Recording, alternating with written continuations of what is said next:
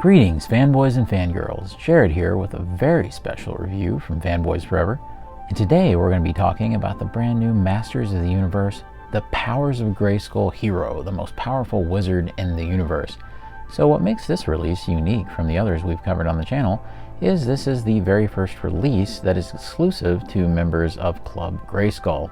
Not to be confused with any previous subscription models that we've seen from Mattel back in the Masters of the Universe Classics. Club Grayskull is their new yearly subscription pass where you pretty much pay $10 and you have a year's worth of access to exclusive items, first dibs on regular releases, and other benefits yet to come.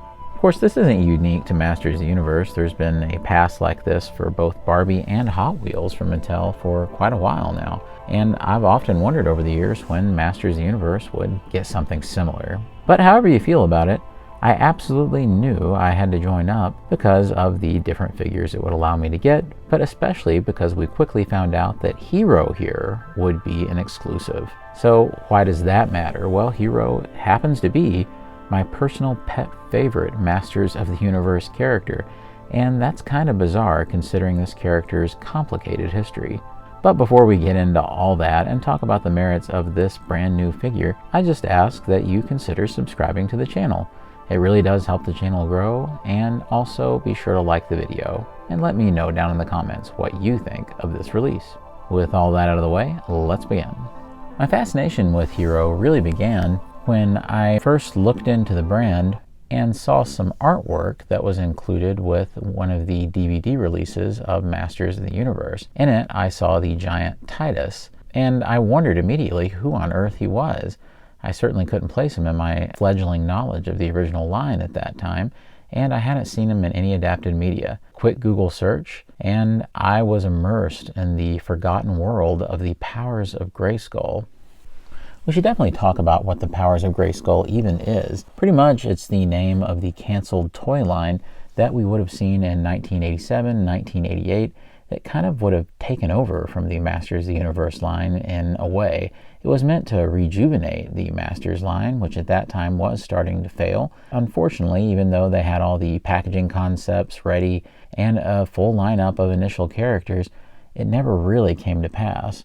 Although the giants and some of the dinosaurs and things were released in European territories, we never did get Hero here, or his wizard teacher, Eldor, or a concept for a female warrior named Shirella. However, over the years, there have been versionings of Hero that we've seen. Over here, we have the Masters of the Universe Classics version, and Super 7 tried their hand at replicating a release of this guy. He certainly has a very storied history, but for me, it all comes down to Hero's design. I just absolutely love the design of the character and the colors and the kind of back metallization on the gold. I think he's just the perfect kind of main character energy design of a figure. And I think that he's a great companion piece to He-Man as a main character. So let's look at the packaging. You can see here that they utilize some abandoned art for the Powers of Grayskull, where the figure would have been seen kind of coming out of the mouth of this techno-organic skull. I've always been fascinated by exactly what the implication of this was. I suppose, and you can correct me if I'm wrong in the comments, that this was more or less meant to just be kind of a cool skull design that you would see the figure inside of, but I've never been 100% sure. It is a box, and it is quite different than what we've seen from any other release before. You can see up here that it is unpunched, and I guess would be appropriate for hanging up like on a store peg, but of course this isn't in stores.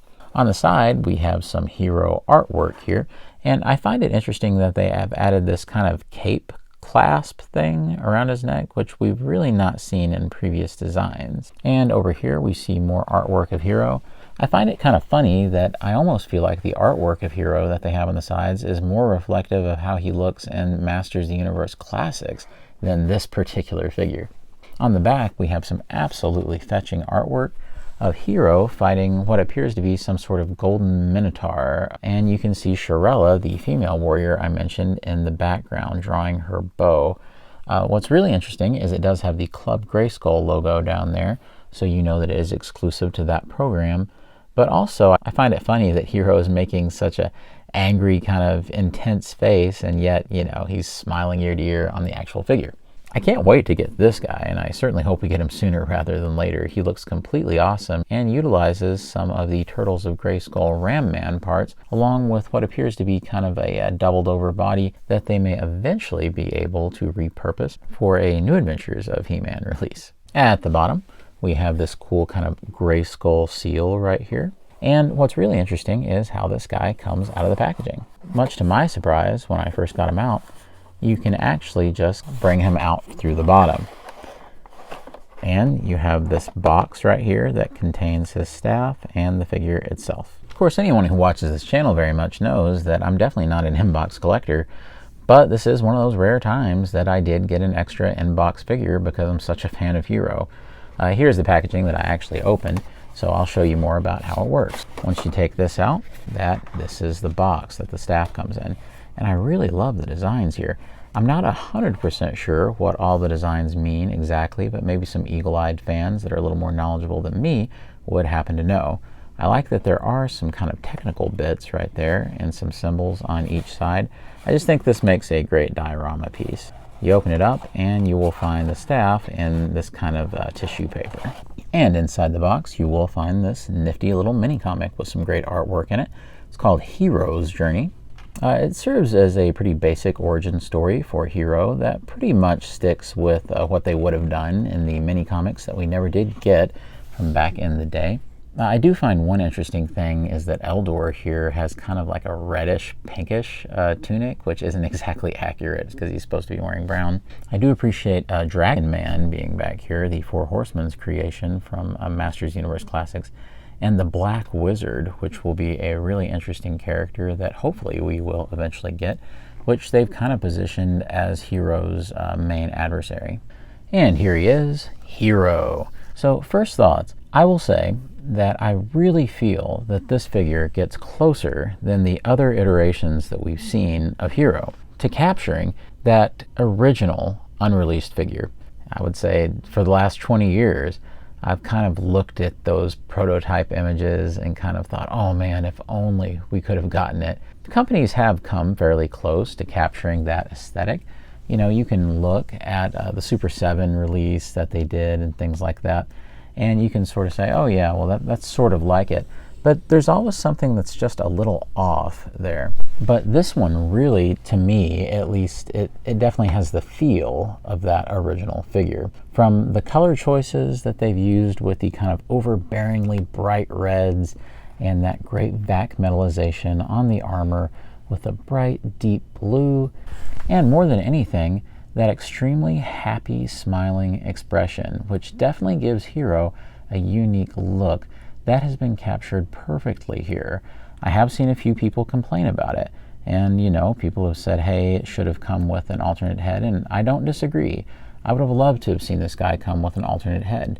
However, it is also worth pointing out that his price is pretty similar to a regular retail Masters Universe Origins figure. And yes, I realize that there's a subscription fee, but it's just the price of entry that we all have to grit our teeth and kind of just deal with. But I really do think that you're getting a pretty fair deal, because considering the vac metallization and the really nice accessory you do get, then I think it's pretty reasonable that he only comes with this head because he is not at a deluxe price point. However, I wouldn't have had it any other way. If he could only come with one head, I would want it to be this one. For years, I wanted a Hero that just had that kind of goofy, smiling head that we saw on those original prototype images. And from every angle, this is absolutely it. So trust me, this is definitely an accurate Hero head. Not only that, but from the back, it looks fantastic as well. And I really am impressed by some of the sculpting here. Have a look. You can see that he has his awesome kind of H logo right there for Hero. And he has his cool bracers, which are completely kind of new pieces that we haven't seen before. And what's really impressive is his cape piece. I definitely think it took maybe a little getting used to that there is like a red piece coming out in front right here. But I think it works really well, especially because you can kind of position it the way you want. So if you want that kind of more hidden, you can just put the head down like this a little bit, and it kind of goes in under the chin, and it just looks like the cape is kind of setting back there. Or if you would like it out front a little bit as it's displayed in the art, you can do that too. Either way, I don't really think it's in the way or really looks weird at all, so I think it actually turns out pretty good. But what's really nice about the cape is they did the scare glow thing, where they have the texture that's sculpted in to make it look like cloth. And I absolutely love this that the sculpting team does in Masters of the Universe Origins. It's such an impressive thing that when I first saw pictures of this, much like I did when I first saw pictures of Scare Glow back in the day, I thought this was a cloth cape, because it really does fool the eye that well if you're not looking at it too closely. It really does just look like a cloth cape. But you know, I go back and forth. I'll never really know which one I prefer the most, because every situation is different when it comes to cloth capes versus sculpted. But this one is definitely fantastic, and I love what they did. Plus, if you do want to kind of sculpt it and work with it, you sort of can. You just kind of have to have something in the backdrop that you kind of have to put it on like this. Or like I just did, you can fold it up, and even without support, it will hold the kind of swoop effect like that, but it will eventually come down, as you can see. So there's definitely a little bit that you can do to work with it. In terms of paint application, this is a really good sample. The paint is extremely straight on the face and eyes, so there's no problem there. And everything looks great on the chest with vac metal. You're never quite sure what you're going to get. I know that over here, the only kind of chipping I can see is just barely a little bit of silver that I can see through it right here around the edge. But honestly, other than that, I don't really see anything else to be worried about. Even on the back, everything looks good. The only part that's even a little smudged is this right here on the side of the belt, but it's kind of the last thing you would ever see on the figure, so I'm not very upset about that. His vac metallization continues down to his incredible boot pieces down here. I absolutely love all the detail that's packed into these. I especially like the care that the figure was packed with, because you had like a transparent plastic collar piece to keep the paint from rubbing off the vac metal up here, and it was down here too between the feet and the shin guards. So I thought that was extremely impressive. If you want to, you can take Hero's cape off if you so desire, and it looks something like that. So if you would rather, you know, just cut your own little piece of red fabric and have a soft goods cape, you could totally do that, and I don't think that would be a challenging thing at all. And he looks quite nice this way as well. In terms of articulation, honestly, there's really nothing too much to talk about. You've seen me talk about articulation on these figures a million times.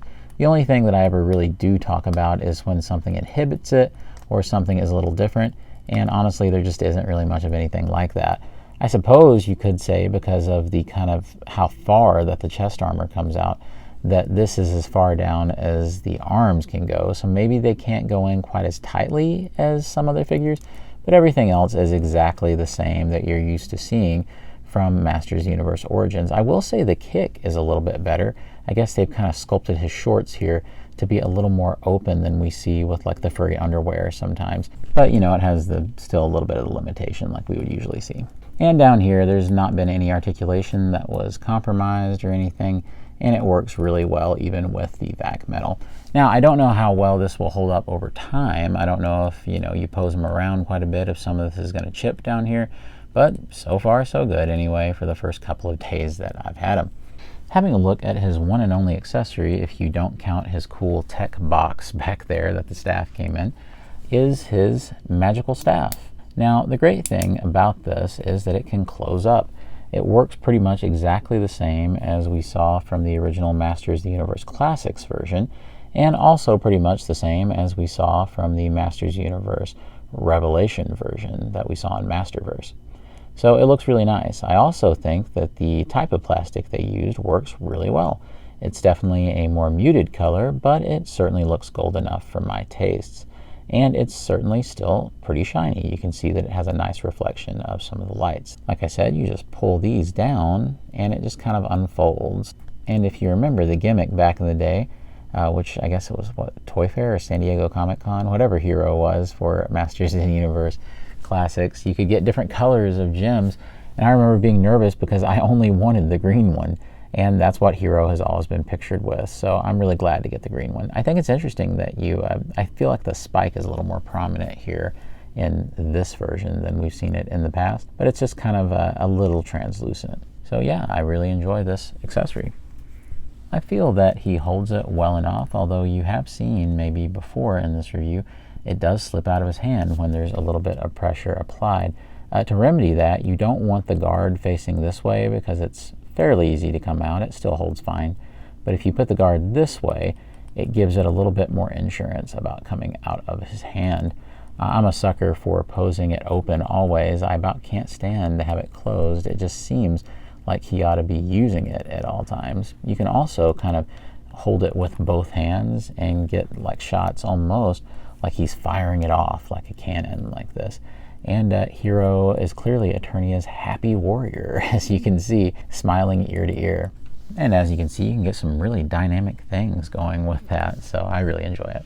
I definitely want to show you some comparisons here. Although I did make a solid attempt to get a hold of one before this review, I could not get the deal that I wanted on one of these Super 7 versions. I just never did buy one from back in the day. That was when Super 7 held the master's license for a couple of years, just because I just couldn't get on board with the head sculpt. There was just something about it that did not ring true for me about the original Hero and that head sculpt. I still think it looks like a nice figure, and I probably should have gotten one. But indeed, I will give you the poor man's comparison here with a picture of that Hero figure beside this one. And I infinitely prefer the look of this one, but who knows? I would like to hear your opinion down in the comments. Maybe you think the other one is much better. And if that's how you feel, then I guess we can still be friends. I definitely want to show you a comparison with Eldor here. This is from Masters of the Universe Classics, so as you can see, he is a completely different scale. In my personal opinion, this is one of the best sculpts that the Horseman ever did for Classics, and I still think it holds up to this day. Speaking of Classics, we definitely want to bring in the original Classics Hero. Technically, this was the first actual retail release for the character because the other one was canceled. It's hard to believe that this guy over here is, I think, maybe 15 years old or so now. I always liked what the Horseman did with this, and he was always one of my favorite figures in Classics because of what a Hero fan I was. However, there always were a couple of things that bothered me about the design. One of them was that Hero always had such a dour face. I never quite understood what the motivation was there, considering that that canceled original looked so happy, and I know that that's going to be a mileage may vary kind of thing for folks. The one thing that the new version can't compete with is just how much paint detail there is here, and we've seen that be kind of a running theme as we compare these Masters of the Universe Classics versions over time. We can always see that they have a ridiculous amount of paint detail, whether it's little studs and bolts and things that never get painted over here, and even clasps up here in the silver, and extra blue details here, and even on these gauntlets on the side you can see this awesome blue and extra detail. However, if we're going by, to me, what evokes that original Hero figure that I wanted so desperately, I mean, it's going to be this guy all day. However, make no mistake, this guy is still a classic, and I definitely recommend that you pick him up. Also, check out the cool logo on the back of the cave. Neat. And who could forget that classic double-length episode of the Lou Scheimer Filmation series where He-Man and She-Ra met their heroic ancestor. Okay, that never happened, but I wish it had, and it might have looked like this. And don't forget, this is the most recent Hero that we had gotten before this one, and I really like it. I've always been a defender of this figure, and it is based on his appearance in the Masters of the Universe Revelation cartoon. However, to me, he's really more of a reversioning of the design that the Horseman did for Masters of the Universe Classics. So in that way, they kind of are even further apart than he was with his Classics counterpart. And this Hero has an even more dour face. This one looks just flat out angry. And as most fans know, the struggle here was always that the gold wasn't very effective, and of course this is where this one literally outshines it. And we will definitely have some head swap fun since they're all universally swappable, and I gotta say, that looks pretty nice. Definitely gives you an idea of what a happier Hero would look like that was more accurate to that original vintage toy, so it's really not bad at all. And this one's alright too, I guess. Although it doesn't quite match skin tone wise, it looks pretty decent, I suppose. And for those people crazy enough to wonder, unfortunately the skin tones really don't match to do this. or else this might be a fantastic combination of parts, and I couldn't really get the head to peg on very well either. And although we don't have a Shirella or an Eldor yet, you can definitely pose him alongside his old Praetorian pals, King Grayskull and Mossman. Kind of looks like he's just graduated high school and these are his two dads. And as a final comparison, here is Hero alongside some of those nasty snake men, which he was known to battle in Praetornia. You know, it's always an absolutely great feeling when you get a figure like Hero, and you can tell that it wasn't just a release that Mattel just got out of the way to check off a box. Instead, it's something that they legitimately cared about getting right. You can tell that they put a lot of work into it, and that he isn't just a reversioning of something that had already been released in Masters of the Universe, Revelation, or Classics. No, they went back to the original source in order to give us something that was far more accurate and far more in line with the spirit of that original figure than what Super 7 had done before, or even what we had seen from the likes of the Horsemen. Instead, this truly is one of those figures that's a hey, you can finally get it kind of situation for people like me who have always looked at that original prototype with absolute wonder. I love that this figure carries forward that kind of happy, peaceful spirit that original figure embodied, and is definitely a big moment for me, being such a huge fan of that unreleased character, to finally see this guy in Origins. It makes me excited for the future of those Club Grayskull figures, and makes me wonder how long it will be until we see his compatriots such as Eldor and Shirella. So I'm definitely anxiously awaiting when those releases will come around, hopefully soon. If you enjoyed today's review, be sure to leave a like on the video. Also be sure to comment down below and let me know what you think about this guy and what your experience is with this character. Have you known about him for a long time? Was he someone you just noticed in the background of Masters of the Universe Revelation? Or is he completely new to you seeing this review today? I look forward to reading your comments down below. And as always, God bless you and yours. And I'll see you on Fanboys Forever. Fanboy out.